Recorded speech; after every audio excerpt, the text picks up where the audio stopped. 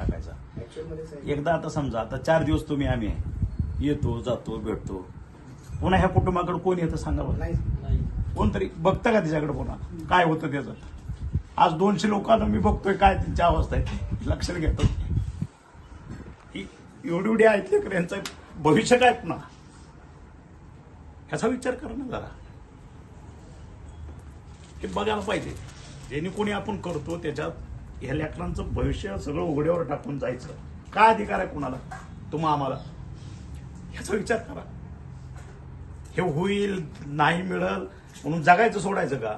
आपण जन्म घेतलाय म्हणल्यावर प्रारब्ध असेल ते घालणारच आहे ना.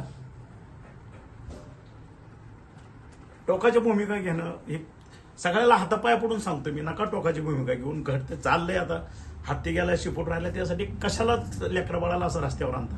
नका करू. पण ह्यांचा काय दोष आहे? हा